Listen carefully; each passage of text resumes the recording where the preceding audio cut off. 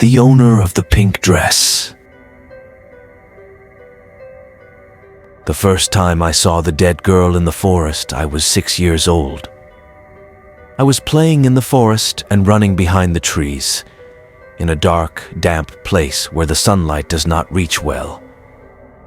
The smell of fragrance and stench filled the whole place. The smell of cool air flowing quietly.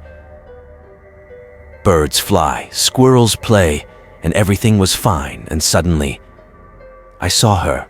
She was sleeping on the floor in a dry stream. She was wearing a light pink dress. The dress is the first thing that caught my attention because pink is my favorite color. Her hair was a light chestnut color. Her eyes were blue and open from the last, bleeding blood on the corners of her mouth. Her age was my age or somewhat older than me.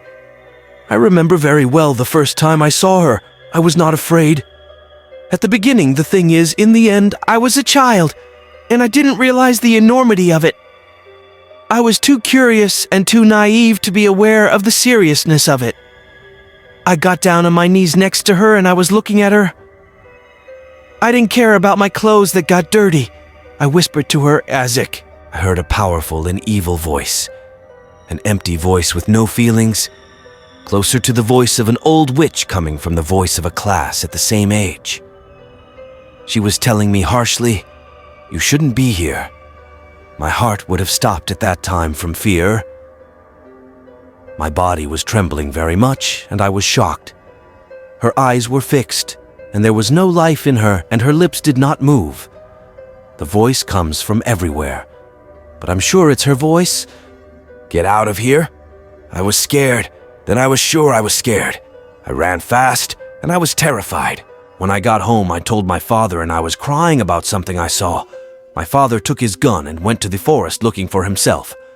After about half an hour, he came back saying that the forest does not have anything, especially the place I described. He was nice to me, and he would say to me, "There's nothing there." His voice became stern as he continued, "Your imagination has become a little wide." I banged my feet on the ground and I was like, "It wasn't fiction, it was real, I'm sure." My mother hugged me very well and said to me, "Evelyn, darling, you must not enter the forest again." And I decided to listen to Mom's words. The second time I saw the dead girl in the forest, I was then 8 years old. I was returning from school with my friends. We were late for our appointment, so we decided to take a shortcut through the forest. Almost halfway, she appeared to us. The same girl, the same dress. But this time, she was standing in front of me, and her hair was flying with the wind as she shouted angrily and fearfully, "Oh, get out of here!" We ran then. Each of us ran in a direction, and we were screaming from fear. We were 5 girls on this day, but those who arrived at their house, only 3. Janpei and Debor were missing, but at night the rescue teams found them. They were tied to a tree, naked and slaughtered. Whoever did this to them had no effect. For weeks after this incident, the dead girl came to me in a dream and screamed at me, "I told you to be away. You had to hear my words." The third time I saw the dead girl in the forest was when I was 10 years old. I remember this day. At that time, my brother and I were playing with the ball in the back garden of the house. The ball flew over the fence and went into the forest. I entered the forest to get it, and from behind a tree of trees, I caught a glimpse of pink. At night, I heard my father talking to my mother. They found the body of a girl named Susan Britt. She was stabbed 38 times and lying in a hole in the middle of the forest, and as usual, it was naked. Then my parents decided to leave the house and go to live somewhere else. We bought a new house in the center of the city, far enough away from the forest where these terrible things happen. But this nightmare did not end, and this horror did not stop. Every 2 years, we would hear about a new incident.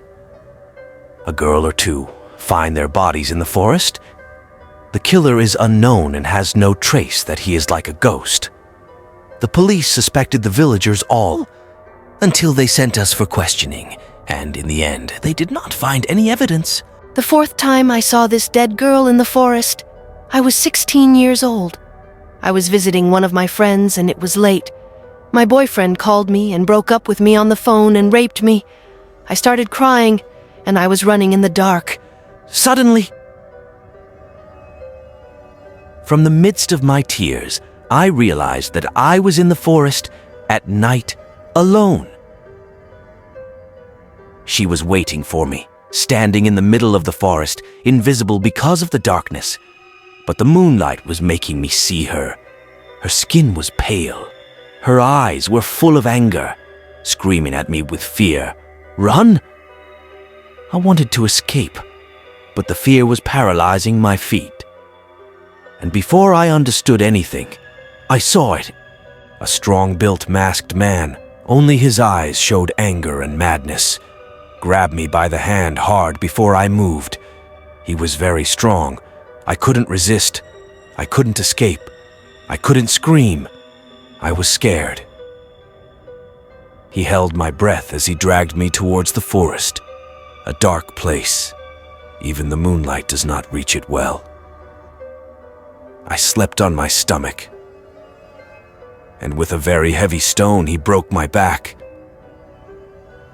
I heard the sound of the poverty column breaking. The pain was very terrible and indescribable. I didn't feel my feet. I lost control of my bladder. I wet my clothes from fear and pain. He knew that he had broken my back.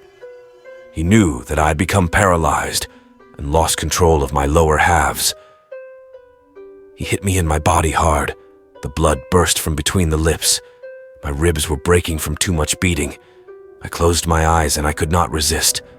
Janet, Deborah, Susan, and the girl in the pink dress, and I'm probably all going to die, and whoever killed us is that bastard, and I'm his new victim. The pain was making me feel dizzy, and I couldn't concentrate. My face was full of blood and tears. I was fighting fainting with difficulty. I grabbed a stone and raised my hand, and he is indifferent to me. I hit him with the stone on the face hard. He fell on his back and he was surprised. He did not expect this. I was sure that I would die, but I wanted to die with honor, and I at least defend myself. My eyes were fixed on him, and he angrily said, "But he didn't reach me."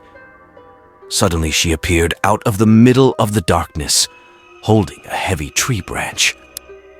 I hit him with it. He turned to face her, but it seemed to him by his movements and resistance to her that he was afraid of her. I hit him again on the head until he fell.